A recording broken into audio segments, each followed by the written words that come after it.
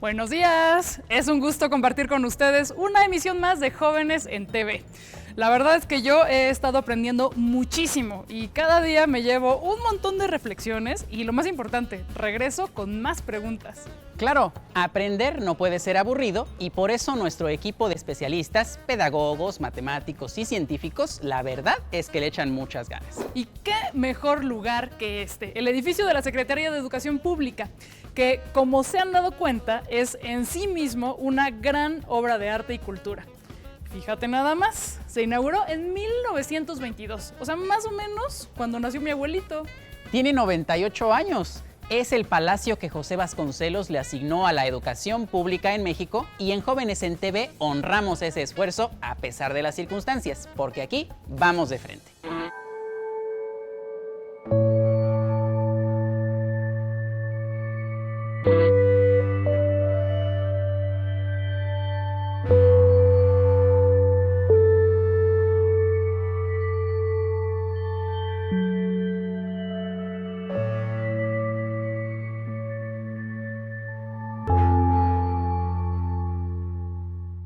Aplicando el pensamiento matemático, Darwin y un mono nos ayudarán a calcular el tiempo y número de generaciones para que suceda una mutación en el proceso evolutivo.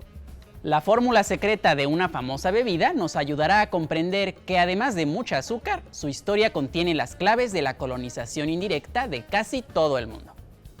En la dimensión de los saberes digitales, aprenderemos qué onda con las tan requeridas y muy socorridas videollamadas.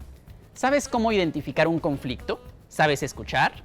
¿No sería mejor aliarnos con nuestras emociones en vez de ponernos en su contra? Todo el tiempo tomamos las decisiones. ¿Son las más adecuadas? Y en este miércoles de artes, etimología de la palabra pandemia. Y en banda ancha, creadores, sus obras, su trascendencia. Va a estar muy bueno.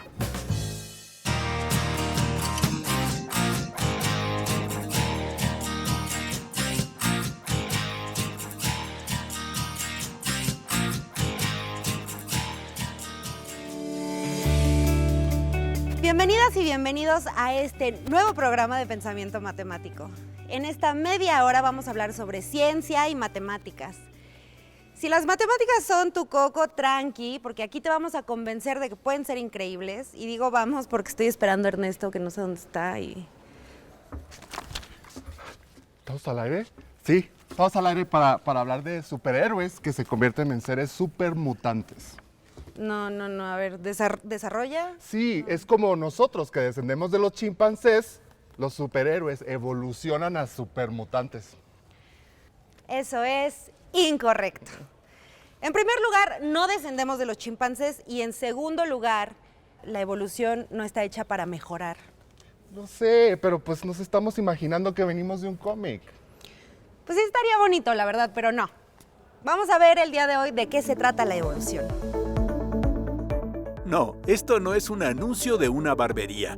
Muchos de ustedes reconocerán a este señor de barba abundante y espectacular. Es quizá uno de los, aquí sí aplica, superhéroes de la ciencia. Sus ideas revolucionaron al mundo. Vamos un poco de reversa. Antes de volverse más importante que cualquier X-Men, Darwin era un joven más o menos normal e imberbe.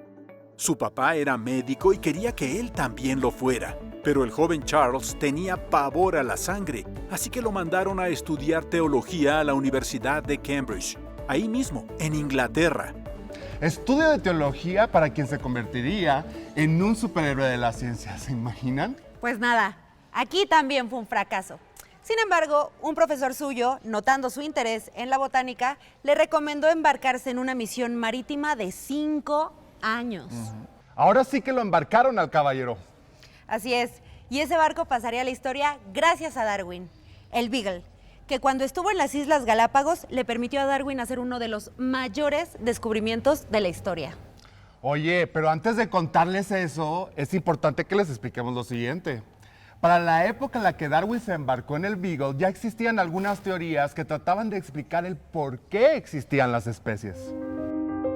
Por entonces, la idea que gozaba de mayor aceptación era la propuesta a inicios del siglo XIX por un señor de nombre Jean-Baptiste Lamarck y la que hoy llamamos, simplificando, lamarquismo, que decía, ahí te va, digamos que una jirafa estira el cuello para comer las hojas de los árboles y, debido al esfuerzo, alarga el tamaño de su cuello. A este cambio, digamos, poco natural, Lamarck le llamaba carácter adquirido y sugería que las crías de esta jirafa heredarían esos caracteres. Según esta teoría, las especies avanzaban de este modo y linealmente hacia una forma de mejoramiento. Hasta propuso una especie de plano o esquema, el árbol de la vida lamarckiano. Claro, ahora sabemos que la cosa no es así. Bueno, Lamarck acertaba en la idea de que las especies no habían sido creadas, sino que la evolución se daba a través del tiempo. Y más, que la evolución también sucedía a través de la herencia. Sin embargo, los mecanismos que propuso eran erróneos. Bueno, ahora sí, volvamos al mítico viaje de Darwin.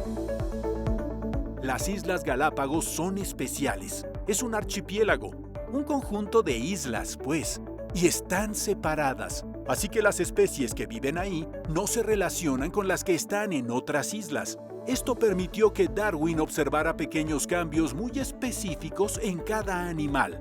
Por ejemplo, Darwin encontró y se llevó consigo un número de pájaros muy similares, pero con diferencias específicas en la forma y el tamaño de los picos.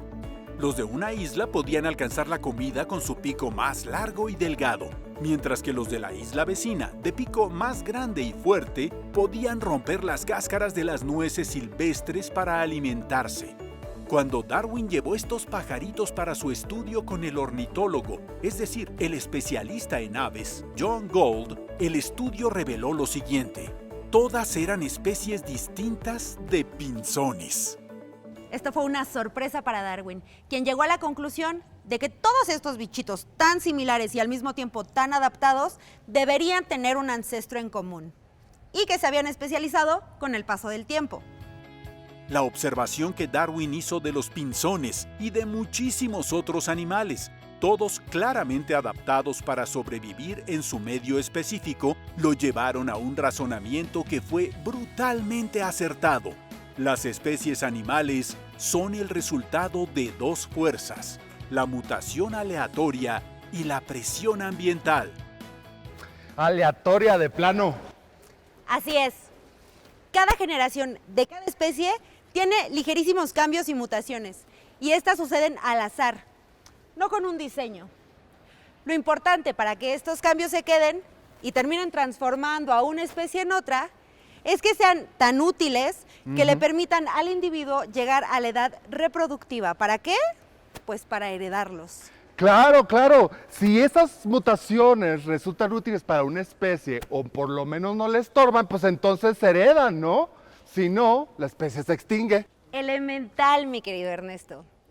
Richard Dawkins, un célebre biólogo evolutivo y divulgador, ha ilustrado la teoría de la evolución sugiriendo que no se ocupa de mutaciones aleatorias, sino de mutaciones aleatorias junto con el proceso evolutivo y no aleatorio de la selección natural.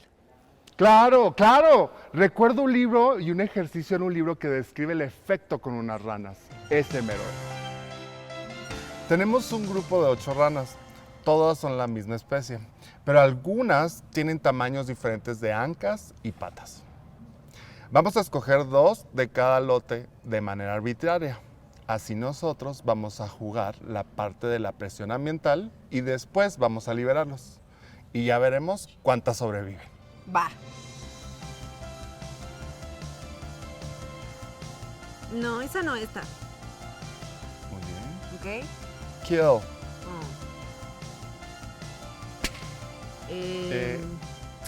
Y luego ¿Esta? esta la pasamos por acá. Y esta. Y esa. Muy bien.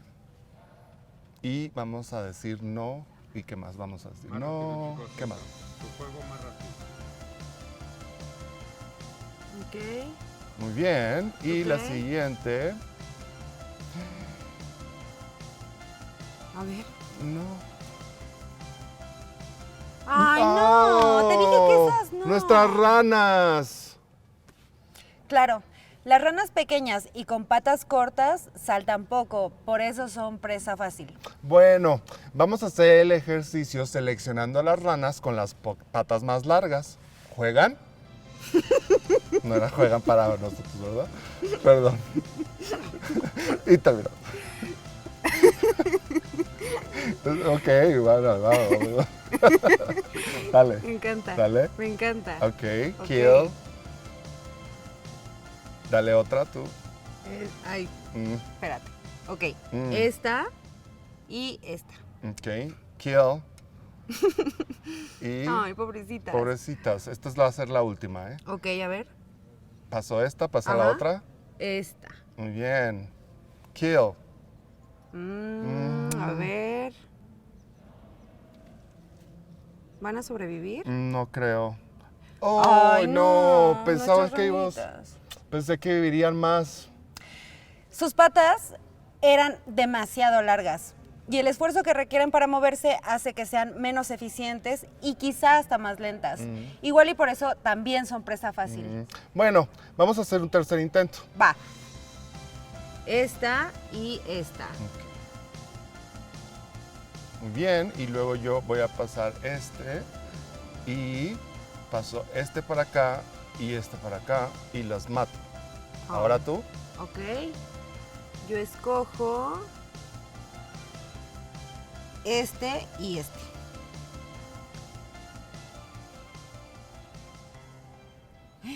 Muy bien. Y luego voy a seleccionar yo creo que esta y esta. Venga. Y esta para acá. Ok. ¿Lo lograrán? Creo que sí. ¡Viva las ranas! Esto último que hicimos es lo que se llama selección artificial y es el proceso por el que existen perros, gatos, vacas, tomates, elotes y todas las especies domesticadas a las que estamos tan acostumbrados. Claro, en la selección natural, ese papel que jugamos nosotros durante el ejercicio lo cumple el ambiente, que a diferencia nuestra es variable y no tiene un objetivo o un plan. Sí, nosotros seleccionamos a las ranas sabiendo que van a mutar de todos modos. El largo de sus patas les da una ventaja a nuestras ranas sobre el resto de las demás porque saltan más rápido y así pueden sobrevivir. Es muy probable que las ranas de patas largas vivan más y las de patas cortas se extingan. Y con el paso del tiempo, después de muchas generaciones, se podría generar una nueva especie de estas ranas. Pero entonces, igual que las ranas, nosotros también mutamos. Elemental. Pues yo no quiero mutar, yo me gusto como soy. Y entonces, pero mis nietos van a ser otra especie. No, a ver, es difícil saber con certeza cuánto tiempo se tarda ese proceso o si tus bisnietos van a tener, no sé, biznagas en la cabeza para hacer fotosíntesis. Pero bueno, creo que tengo a la persona indicada para que te responda esas preguntas. Hola, buenas tardes. Es un gusto, doctor Antonio Lascano, tenerlo con nosotros en Jóvenes en TV para platicar un poco acerca de lo que usted bien es experto, siendo un científico, biólogo, especialista en biología evolutiva y divulgador de la ciencia, que eso es muy interesante. Y hablaremos sobre estos temas. Tengo algunas preguntas. Quisiera empezar preguntándole, doctor, ¿por qué mutamos? ¿Es natural? ¿Existen agentes que nos ayuden a mutar? Bueno, la mutación se refiere a los cambios que sufre el material genético y es algo que es inevitable, tanto por los cambios intrínsecos que pueden tener los componentes del DNA o del RNA, como por el hecho de que hay una serie de factores ambientales, físicos, químicos, que pueden inducir esos cambios químicos. Por ejemplo, los rayos X, los rayos ultravioleta más energéticos que llegan del sol, distintas sustancias que conocemos como mutágenos, etcétera. Es perfectamente natural y lo que hacemos, por ejemplo, es tratar de evitar que la gente que tiene que trabajar exponiéndose a algunas de estas sustancias, como como por ejemplo algunos solventes o este tipo de compuestos, tratamos de protegerlos para evitar que queden expuestos a tasas de mutación que en un momento dado pueden provocarles enfermedades como el cáncer, por ejemplo, ¿no? Que finalmente sería en estos casos la consecuencia tisular en los tejidos de mutaciones que sufran las células que se están reproduciendo. Muy bien. ¿Y podríamos decir entonces que todos estamos mutando todo el tiempo? Más bien podríamos decir que el material genético está cambiando todo el tiempo. Los seres vivos tenemos mecanismos de reparación de esas mutaciones. Déjenme poner un ejemplo concreto. Si, por ejemplo, yo utilizo mi teléfono celular y escribo trabajar con G en lugar de con J, rápidamente el programa editor del teléfono celular lo va a corregir y el mensaje que sale es correcto. Bueno, lo mismo pasa con el material genético, que hay toda una batería de mecanismos enzimáticos, bioquímicos, que son muy antiguos, que sabemos que tiene una distribución prácticamente universal, que están impidiendo que se acumulen esas mutaciones. Algunas veces las mutaciones, los cambios, mutar simplemente quiere decir cambiar, pueden ser tan grandes, tan intensas, tan numerosas que el aparato bioquímico no alcanza a repararlas, ¿no? Claro que sí. Podríamos decir ahorita que estamos en época de pandemia, del COVID, ¿no? Todos los virus, ¿no? Cuando entran al organismo y nosotros queremos encontrar una vacuna para estos virus, a veces escuchamos en las noticias que es complicado encontrar la vacuna justo porque el virus va mutando, ¿cierto? Bueno, pero no todos los virus mutan con la misma rapidez. Por ejemplo, hay virus de DNA, como el virus del herpes, que mutan muy lentamente y tienen mecanismos de reparación. Los virus de RNA, en cambio, mutan con mucha rapidez. Vamos a volver de nueva cuenta al ejemplo que ponía yo del teléfono celular. Yo le puedo mandar a usted un mensaje por teléfono celular y lo más probable es que llegue intacto, llegue bien. O bien puedo escribir el mensaje en un pedacito de papel, hacérselo llegar y el pedacito de papel en el camino se puede mojar, pero la probabilidad de que llegue sin modificaciones es alta.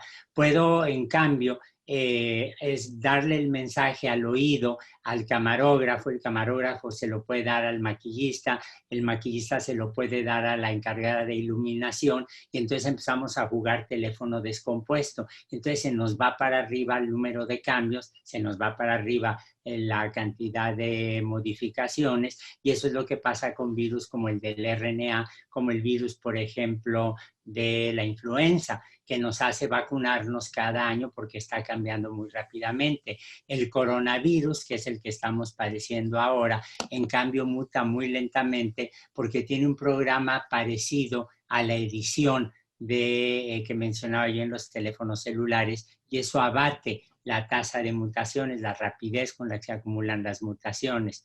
Eso es una ventaja porque cuando tengamos antivirales disponibles, cuando tengamos vacunas, nos van a servir bien durante un buen rato. Excelente. ¿Qué tan importante cree usted que son las teorías de Darwin, obviamente, para explicar la ciencia y el origen quizá de la humanidad?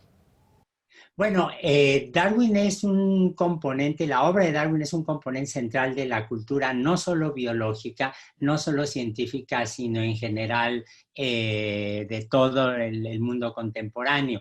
Y lo primero que hay que entender es que Darwin es parte de un movimiento intelectual que se genera en el siglo XIX, de hecho a finales del siglo XVII, en donde la gente acepta que todo está cambiando. Por ejemplo, todos hemos oído hablar de la teoría que dice que el sistema solar se formó de una nube que se condensa y de ahí aparecen los planetas, el Sol, etc. Bueno, esa idea la difundió mucho Immanuel Kant, el filósofo, y fíjese la diferencia entre el modelo de Newton del sistema solar como un mecanismo de relojería y el modelo de Kant donde ya se ha introducido el tiempo. En el siglo XIX la gente empezó a hablar de evolución de poblaciones, Malthus, que tiene muy mala fama entre mis amigos de izquierda, pero que en realidad estaba muy preocupado por tratar de mejorar la situación de los pobres. Lyell, el que fue maestro de Darwin, Darwin habló de la evolución de la superficie de la Tierra. Marx y Engels hablan de la evolución de la economía y por lo tanto los cambios sociales, y Charles Darwin representa, eso es algo que aceptamos los biólogos, que se acepta en la historia de la cultura, representa como la culminación del movimiento evolutivo del siglo XIX. Claro, y la evolución del movimiento evolutivo tiene que ver mucho con esta mutación generacional que tenemos como sociedad. ¿Es posible calcular esta tasa como de mutación generacional? Sí, cómo no, calculamos, eso es algo que los biólogos aprendieron a hacer desde hace mucho tiempo, y sabemos, por ejemplo, que los virus de RNA, que es el ejemplo que mencionaba yo, mutan muy rápidamente.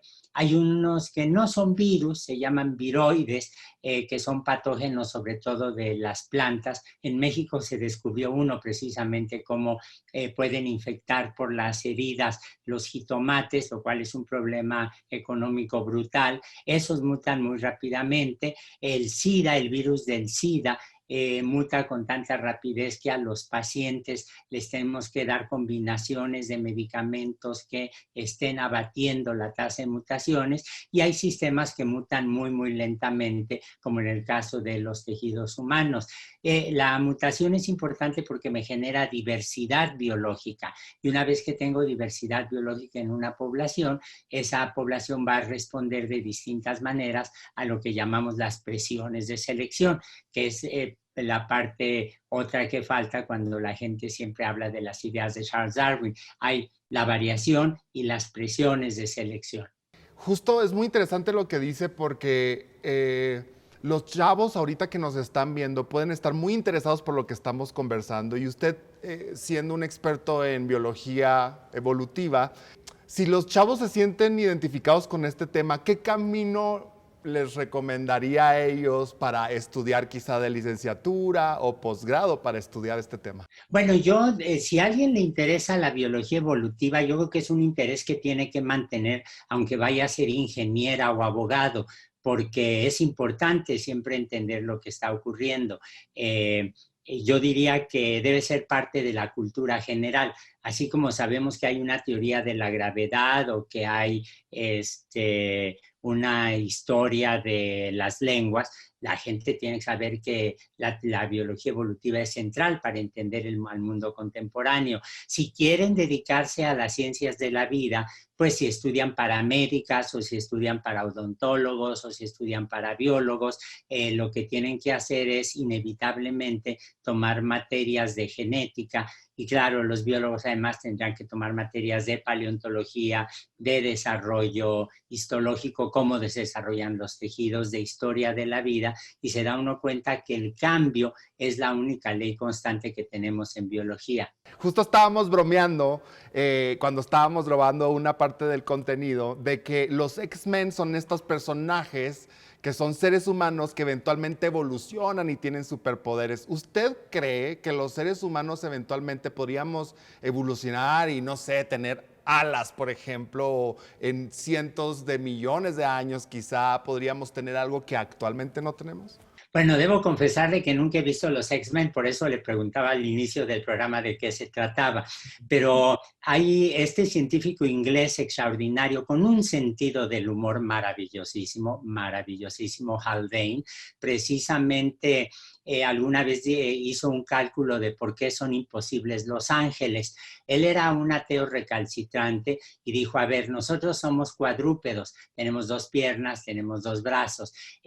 Las aves también son cuadrúpedos, tienen 2 patas y tienen 2 alas. Si nosotros quisiéramos tener, por ejemplo, alas, tendríamos que tener una serie de cambios genéticos tan intensos que tendríamos que tener entonces ahora 2 extremidades superiores. Superiores porque están en la parte de arriba.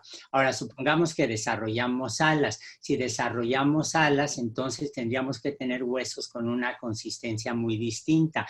No sé si se han fijado que cuando se habla de fósiles, fósiles. Se habla de fósiles como los mamuts, que los tenemos allí en el centro de la ciudad, por ejemplo, o en las excavaciones del aeropuerto Felipe Ángeles, donde encuentran una enorme cantidad de mamuts.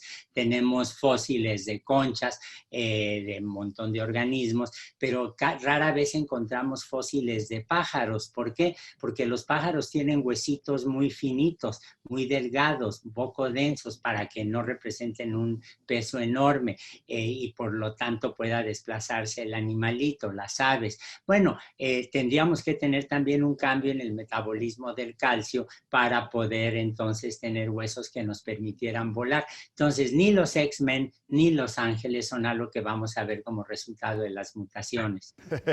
Muy bien, qué interesante todo lo que platicamos. Se nos acaba un poco el tiempo, doctor, pero quisiera aprovechar los últimos segundos, minutos de tiempo que tenemos. Si le puede mandar un mensaje a todos estos estudiantes de bachillerato que nos están viendo, ¿y qué mensaje les daría?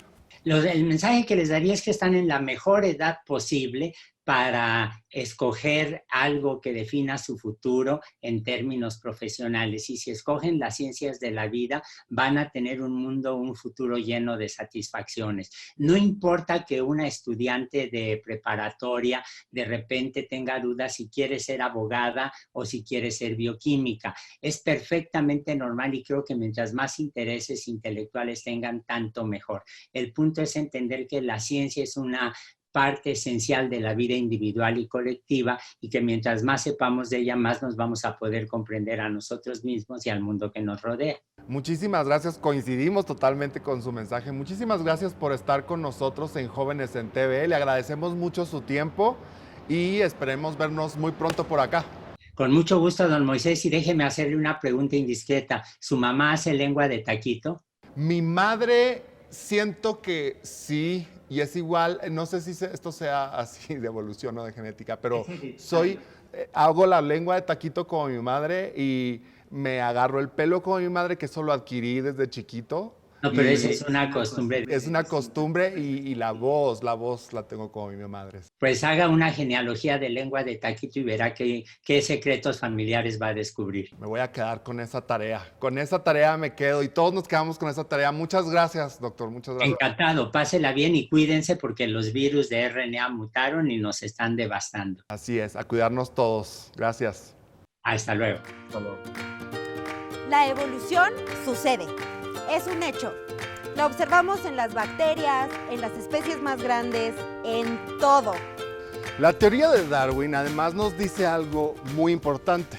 Si pudiéramos echarnos de reversa y ver la historia de la vida hasta casi el origen, cuando solo existían formas de vida muy elementales y unicelulares, llegaríamos a una conclusión. Agárrense porque está buena. Todas las especies descendemos de un origen común. Y nosotros no descendemos de los chimpancés. Lo sé, Cintia, era una broma. Más bien los simios y los humanos descendemos de un ancestro común. ¿Se acuerdan del árbol de la vida de Lamarck? Pues el que tenemos hoy no solo no es lineal, sino que además es muchísimo más complejo. Los humanos hemos logrado dirigir la evolución de ciertas especies para nuestro beneficio. Casi todos los cultivos, los animales de granja, las bacterias que sirven para elaborar quesos y vinos, vienen de ahí, pero el proceso sigue y seguirá de manera natural, aunque los humanos nos extingamos. Esto es sorprendente. Hay un pueblo en Argentina que ya muestra una nueva adaptación al ambiente. Sus habitantes se han vuelto resistentes al arsénico natural. Eso no sucede en otros humanos. ¿Ves? Como en los cómics. Elemental. ¿Ustedes quisieran tener algún tipo de mutación en plan cómic? ¿De qué tipo? ¿Cómo se llamaría su superhéroe mutante? Escríbenos o mándanos un video a nuestra cuenta de Twitter con el hashtag Elemental y cuéntanos. Bueno, ya nos vamos. Ernesto, ¿tienes lo que te pedí? Claro, aquí tengo, mira. Lista del mercado, medidas del pantalón. Aquí, este es el bueno. Tengo la frase del día. Si antes de morir quieres entender por qué estás vivo, el darwinismo es la materia que debes estudiar primero. La frase es de John Maynard Smith, un reconocido y muy respetado genetista. Pues bien, esto se acabó por hoy. No se olviden de vernos en el próximo programa. Elemental. Recuerden escribirnos a Twitter y a Facebook con el hashtag Elemental.